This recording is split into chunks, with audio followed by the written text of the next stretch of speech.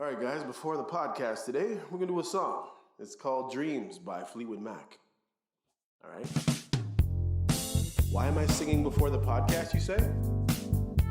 Why not? It's MCM. Check it out.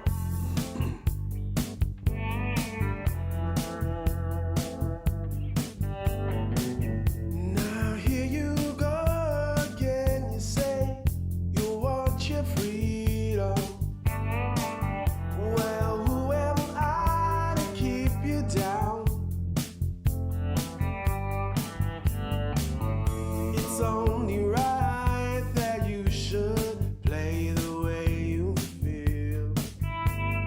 Listen carefully to the sounds of your loneliness, like a heartbeat driving you mad in the stillness of remembering what you had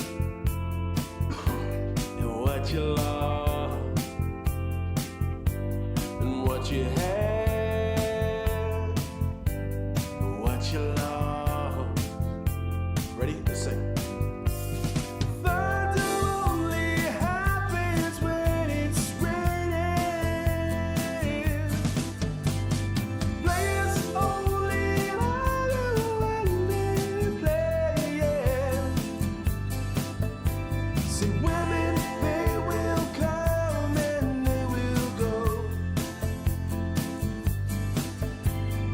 When the rain was settled, it will know you know.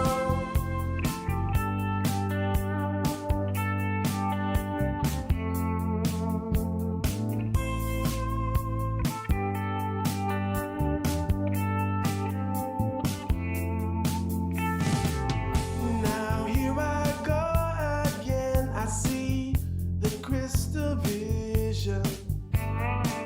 Well, I keep my visions to myself. It's only me who wants to wrap around your dreams. And have you any dreams you like to sell? Dreams of loneliness, like a heartbeat driving you mad in the stillness of remembering what you had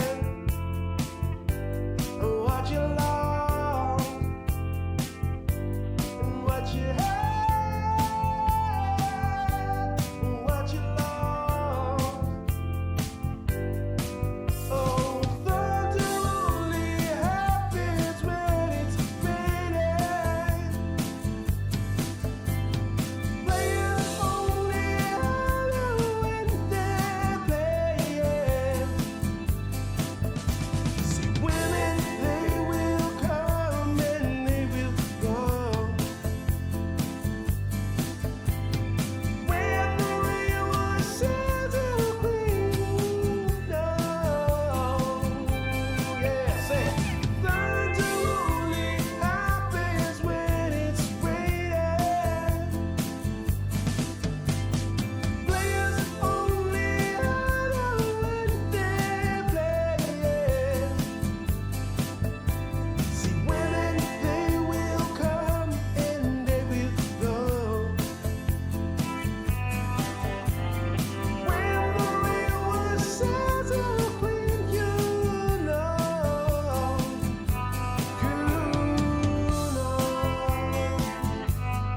you will know.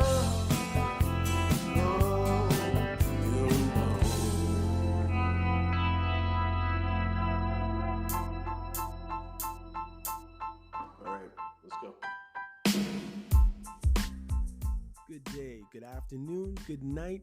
How you doing? This is MCM and you're listening to You're Probably Right. Today we are going to have a serious conversation. Well, maybe not a serious conversation, but there's going to be a serious talk happening here. Now, of course, I'm only doing the talking, but just stay tuned.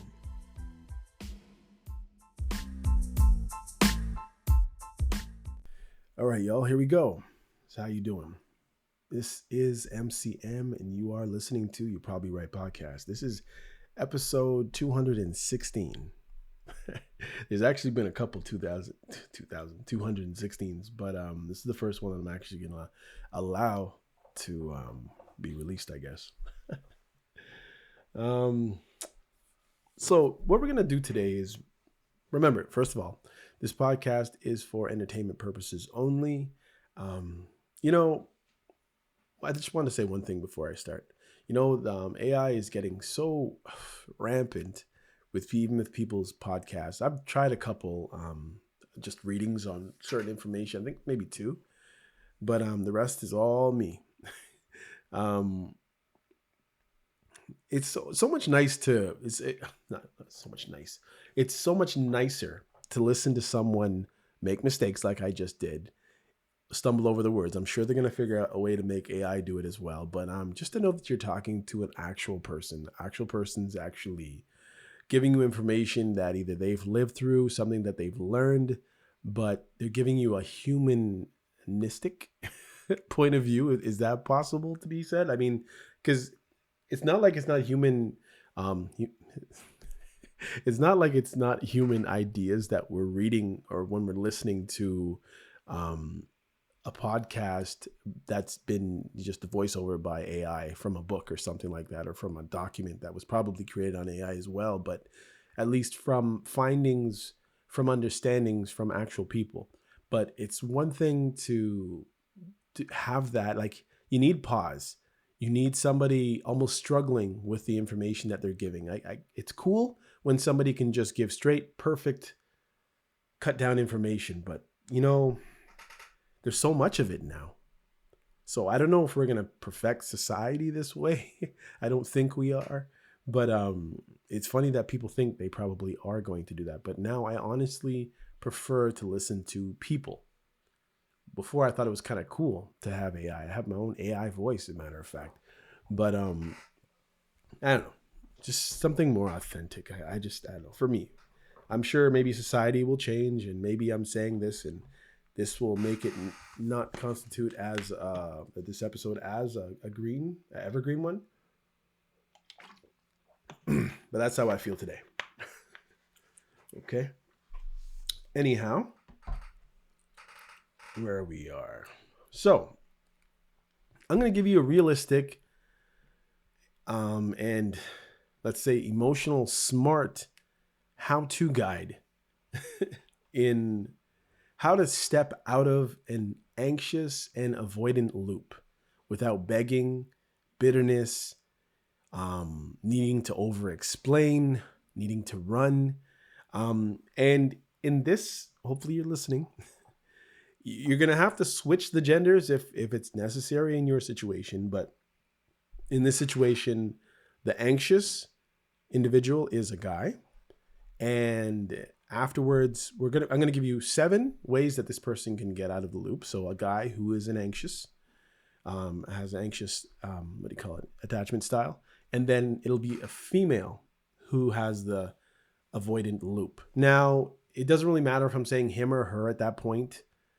Not that they're interchangeable, but it's just in this specific situation, that's the way it is. And it'll make more sense. But of course, if you got a flip-flop, you just gotta, I guess, take it with a grain of salt. Okay, if your situation, the guy is the avoidant and the woman is the anxious. Okay, all right. And obviously, again, this is for entertainment purposes only. So if it doesn't hit the way it should, then hey, man, there's lots of AI out there to tell you this information, I guess, and give it to you perfectly. All right, here we go. So step 1: name the pattern. Okay, so I'm talking to the first 7. Again, the first 7 will be for the person who is the guy anxious in the relationship. And then the 10 that I'll do afterwards will be for the female who is the avoidant. Okay? All right, so step 1, name the pattern. Before making any moves, you're in a situation, you're in the loop. Before making any move, get clear in your own mind. You might say, what? Get clear what? Well, I'm in a dynamic where I give more. This is me. I give more. I chase more. I feel hurt more. She avoids deeper connection when it's vulnerable. This is not about my worth. This is about a pattern. Why this matters. This reminds you it's not about you, not about you not being enough. It's about the dance between your styles, between you two. You don't fight the person. You stop playing your role in that pattern. That's the main point, guys. Next part. Emotional detachment without ghosting. See, people think that the best move is, okay, you don't feel that the person's treating you in the right way, so just take off. Don't answer calls, don't answer texts, don't answer your phone, whatever. You know what I mean? I'm off. Here, take this. I'm gonna pull my presence away from you. This is teach you a lesson. That's not what you're trying to do. Instead of cutting her off, start responding with space, with calm neutrality. Neutrality. I can't say the word. Neutrality, I guess, whatever. This is key, right? No explanations, no deep check-ins, or how come you haven't, whatever. Let her feel the energy shift. For example, being quiet today, just recharging. Not much to say. Hope you're doing good. Doing my own thing today. Catch you later. Just simple, straight. You make your statement, what you're doing, and when you'll talk to them again. Or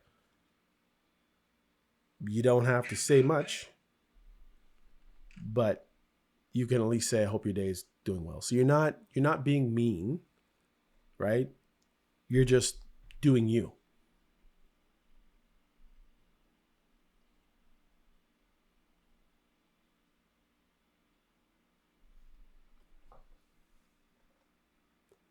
Why it works.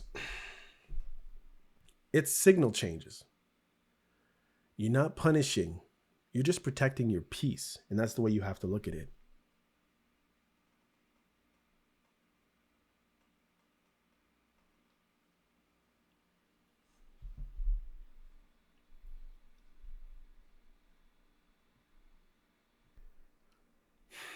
Step 3, and I'm just keeping them simple, yo. You have to know if this really applies to you. I mean, either it does or it doesn't, you know what I mean? Step 3 for the anxious. Stop initiating. Chill out on the contact for a while. Now, this is probably going to be the hardest for you if you're an anxious type, but it's how you get your balance back. You probably feel off a little bit for whatever reason. What's happened between you two? Maybe they've been ducking and dodging you, right? Don't message first. If she sends a surface level message like, hey, pause. Don't jump to reply instantly. Now, I know sometimes what will happen is the person will send you a message, usually something with fluff, and then there'll be something tricky, like, hey, my shoelace broke and I can only get the original one from Walmart or something. Like, it'll be something that it's like, you're going to feel like you're being mean if you don't help out. That's usually how it goes. And at that point, usually they come one after another. What you need to do is still chill. It's going to be difficult, but you got to chill out. You don't have to answer everything, guys. Of course, emergencies are different. Okay, lastly, you're not being rude. Understand that. You're respecting your emotional investment. Why it matters. Avoidance often don't realize the emotional cost of their distancing. So this is basically what we're talking about, is when, like, the main thing that avoidants try to do most of the time is have distance, have control over the situation, um, and try not to give too deeply, because if they do, they feel that's going to be disaster. And usually it's a learned behavior. Usually something happened in past relationship situations or maybe childhood. Okay, so you're going to be distancing a little bit until they feel your absence.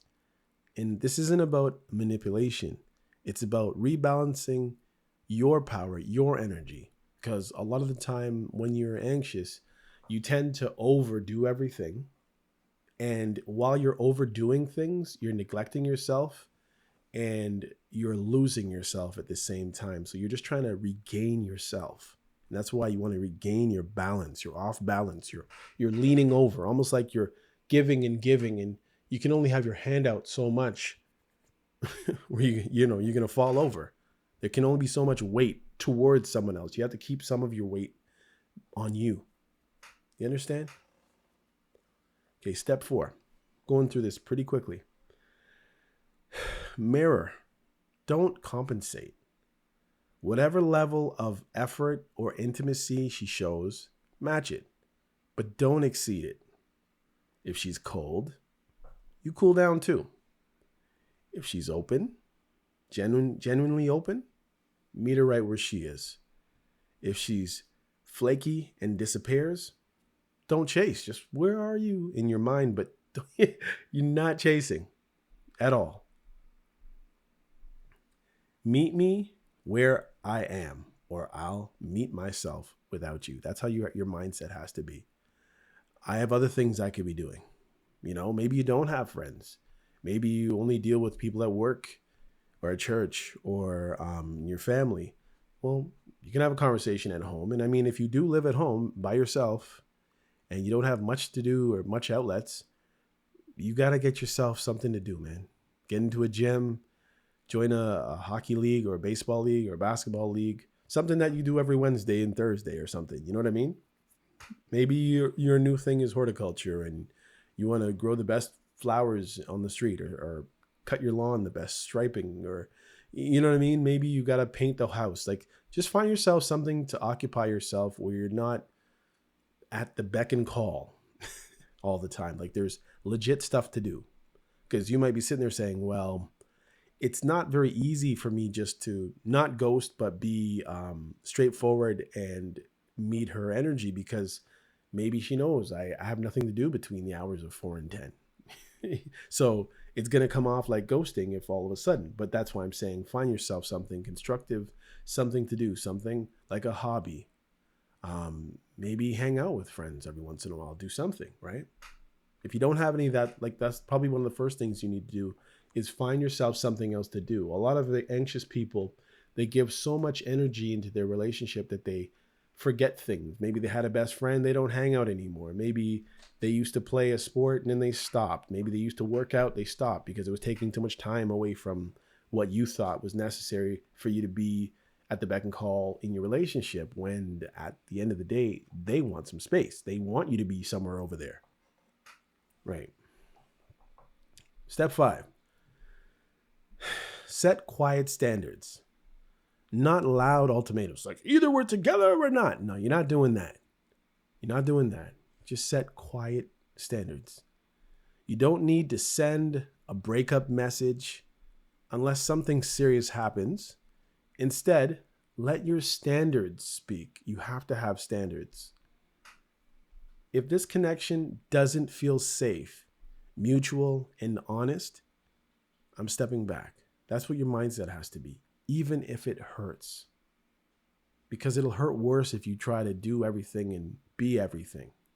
You can say, I care about you, but I'm not going to fight for connection. I'm the only one holding onto this connection, and it's not going to be that way anymore. You have to come to the grips with the fact that you care about them, but at the same time, you're not going to fight to connect. That's crazy. If you're fighting, that means somebody's not wanting something that's happening. If you connect like a magnet to a magnet, but if something's pulling away, what's the point? Number 6, anchor to logic during emotional swings. Now, there will be emotional swings. It might be yours, it might be hers. You have to anchor to logic. Always find the logic in the situation. The avoidant and anxious loop plays with your nervous system. When she's distant, you feel panic. Oh, what did I do? Maybe she noticed, you know what I mean? I did that too that way, or I did to that way. And something I did. It's not always about you. Listen, when she's warm, you feel high. This is chemical. It's not love. It's your nervous system. And it's addiction, basically, to her moods. So to break it, these are things you can do. You can journal. You can go for a nice long walk. Avoid reading convos over and over or stalking social media. Don't try to rewrite history in your head. Remember the pattern, not just the chemistry. Realize that this has happened before. 7, redirect your attachment energy. Start feeding your need for closeness into things that give back. Other friends who actually respond when you're going through something. Creative projects, maybe you podcast, maybe you do art. Maybe you're into horticulture, as I was saying before, maybe you go to the gym, or you want to go to the gym. Maybe you like to write. Maybe you want to pray. Maybe you have time, or maybe you have kids and you could spend time with kids. You know what I mean? There's like things you can do. Your parents, your siblings, maybe. Attachment isn't weakness. You just have to plant it in ground that holds you back, basically. You can't keep planting and giving into something that refuses to give back, because if you keep doing that, you'll have nothing left of yourself. You won't like you, and they'll like you a lot less. Just remember that, because they like who you are.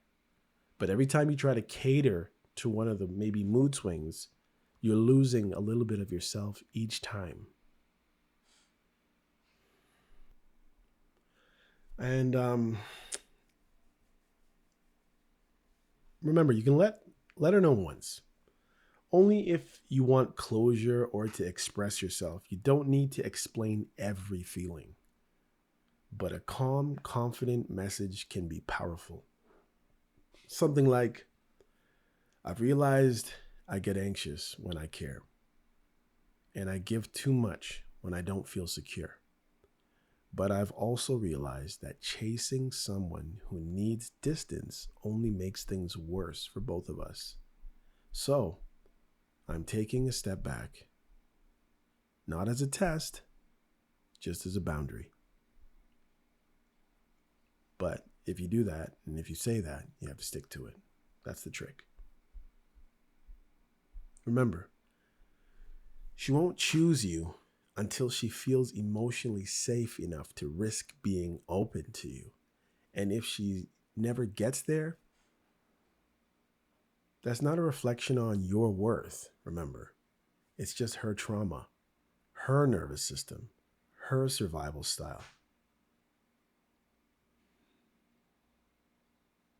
Your job? Just break your side of the loop that keeps happening. Own your value, because you have value, you understand? Stay grounded in truth. People say your truth, but get grounded in the Word of God. I always tell everybody, this is not a Christian podcast, but it is a podcast by a Christian. And I know that people like to say, live your truth, Be grounded in your truth and all that. Know your truth. But anything that comes before the word truth is not truth. It is it's an add-on. There's something in it that's going to make it less than pure. Do you understand? And that's why I say the truth. The word of God is the truth. Okay. Now, let's just say we flip the script for a second. It's been how long? 25 minutes, but we sang for 5. Okay, so 20 minutes. This might be a little bit shorter, might be a little bit longer. Let's see.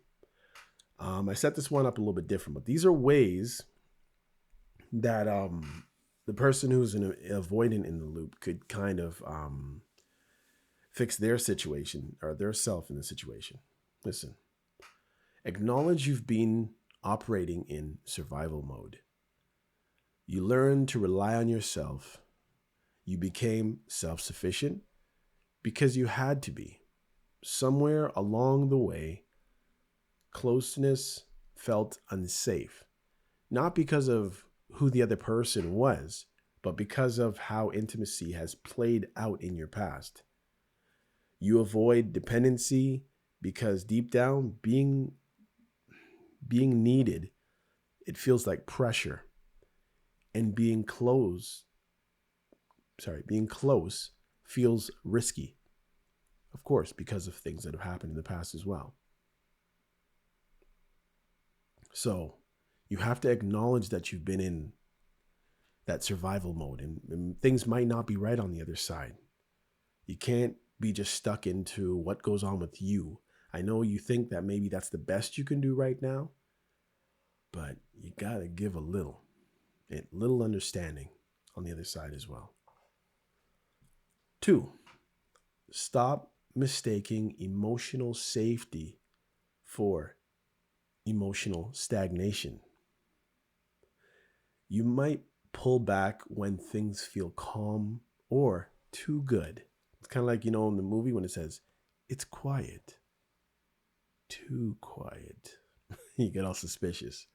Things are too good because your system interprets that as a threat. Something's about to happen. It's like a sense of foreboding inside of you. You might tell yourself the other person is clingy, intense, or too emotional. But ask yourself, are they actually too much? Or are you uncomfortable with consistent closeness? Maybe you can only touch and go. You got to be here and you got to be there. Problem is when you link up and you want to go to the left, they follow you that way. We get it. But we have to look at it and say, are they too much?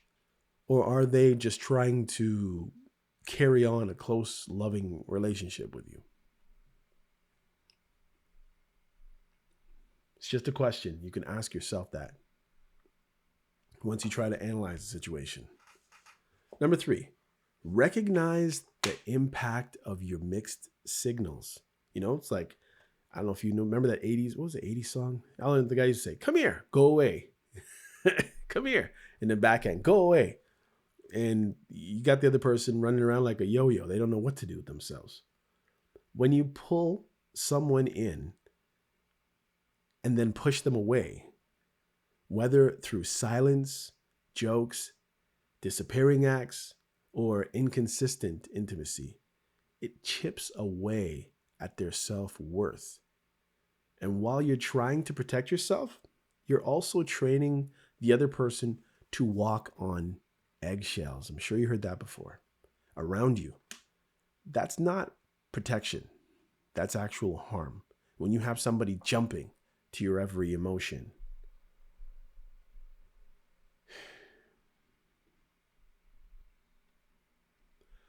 Number 4, understand the cost of control. Keeping someone at arm's length gives you power. We get that. But that power comes at a cost of connection. You can keep your walls up and avoid vulnerability, but you'll also keep out love and loyalty and genuine companionship. And is that what you really want? I could probably answer that for you. No. Otherwise, you wouldn't be trying to get in a relationship, because I know that you desire to be close with someone. It's just, it has to feel right. And for some reason, it never totally feels right for a long period of time. It goes up and down, hot and cold. But you have to work against that loop, that thing that's saying, push him away a bit. I need more space. I need to be in control. Nobody has full control in reality. And people who think they have control, that's usually when they fall. Take things as they come and go. Set yourself up for the best scenario. Be with the best person you could possibly be with for you. But at the same time, you have to give them a chance. How many chances? We'll find out why you're pushing away or pushing them away in the first place, because maybe there's no good reason. Just you have some intuition that's telling you something's about to go off.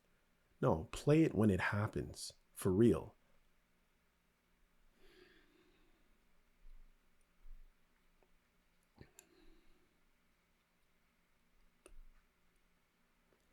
Ask yourself, number 5, ask yourself what you actually want.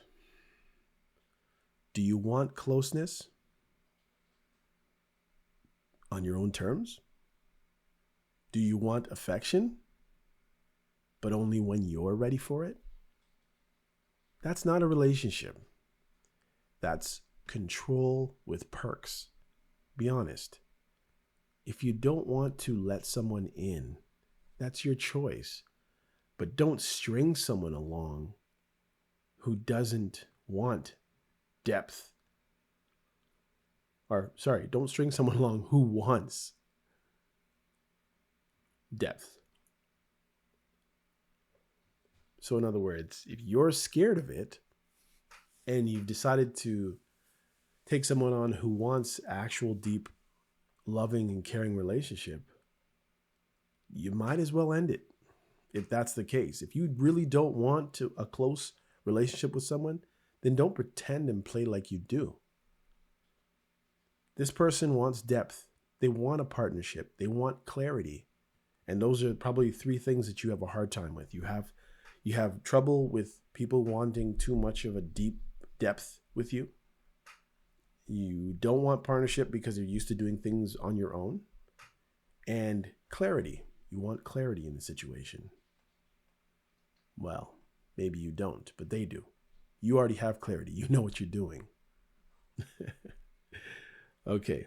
6, stop using silence as a weapon. What's wrong with you? Nothing. Or you don't respond to straight up questions. Ignoring messages, delaying responses, or giving cold answers isn't taking space. It's punishing someone for caring about you. If you need space, just say so. If you're upset, communicate that. Passive aggression is just disguised as avoidance. 7, don't only show up when you're in the mood. It's kind of like going to the gym. You can't just do it when you're in the mood. You have to do it also when you're not in the mood, like most things. And that's when, I guess relationships usually have issues, when somebody's only doing things when they're in the mood. Sometimes you're not going to be in the mood. That's just the reality of life. You're not always going to be on the same page, the same headspace, the same anything. Avoidants tend to disappear emotionally and then return when they feel safe or ready. But the person on the other end doesn't get a heads up. That's the only thing. That's where the communication comes in. That creates instability. Real relationships aren't about comfort. They're about presence, even when things are inconvenient. Okay, 8. Get real about your partners and your partner, I should say. Your partner and your patterns. If you're honest, this isn't your first time doing this, probably. You've probably had other emotionally available people slowly fade out of your life. Maybe you've convinced yourself they were just too needy, too clingy, or maybe they were just trying to love you and got tired of chasing you all over the place, chasing versions of you that only show up from time to time. It's only you can think about that, right? Listen, if you're done, be done. If you care, be clear. No more breadcrumbs. No more pretending you're just busy.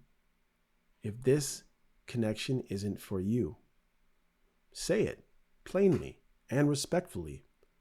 But if there's even a small part of you that wants this to work, then stop hiding behind your coping strategies and let the person in. 10, the last one. Your healing isn't their job, but it is your responsibility. No one is asking you to be perfect, but you can't expect someone to keep waiting while you figure out whether you're compatible or capable of closeness. Do your healing work. Maybe you need some therapy. Maybe you just need someone to regularly talk to. Maybe you need to journal. Maybe you need to just have quiet reflections. Maybe at the beach while the waves are crashing in, hitting the rocks, or tides coming in and out. Maybe a long drive once a week. Maybe you sit down underneath a oak tree and consider life and have some reflection time. Probably daily you need some reflection time. So your next relationship or your current relationship isn't just another game of emotional tug of war. All right, guys.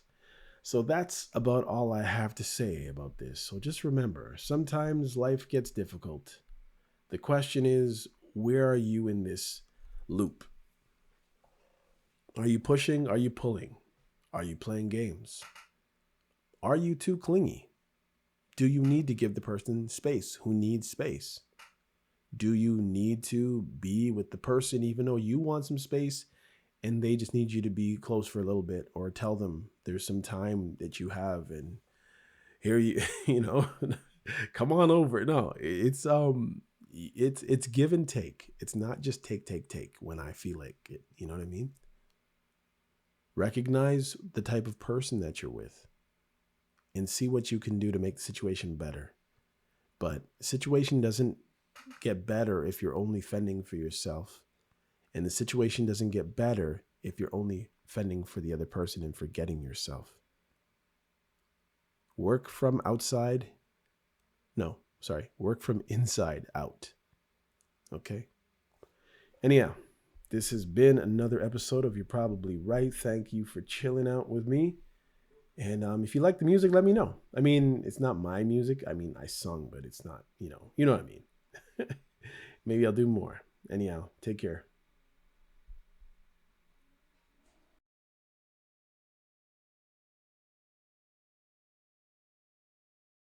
Hey, come check out You Probably Right podcast. Society is getting more unpredictable every day, but at the same time, predictable in its unpredictability. Say that 4 times real fast. Come with me as I attempt to find clarity in all the fog while staying way outside the box and kicking the box way down the road with my size 12 docs. I use the Bible, experience, education, fortune, misfortune, life's lessons, life's mistakes to sort through all the mess. I talk about news, God, God, self help, sports, sickness, health, music, parenting, love, humbleness, hurt, pain, joy, and all the things that might make you say, I never thought of it that way. Hopefully, anyway. Also, I take a stab at answering tough and not so tough questions and All the while, understand that, listen, sometimes you end up in the hot seat and there's no thermostat. Well, that's how it is here. And because there's no topic, well, very few topics off the table, Torontonians will understand that Doug Ford reference there. Hopefully, the podcast will be helpful and uplifting. And hey, maybe you'll find your own private Idaho here somewhere. Hope to see you soon.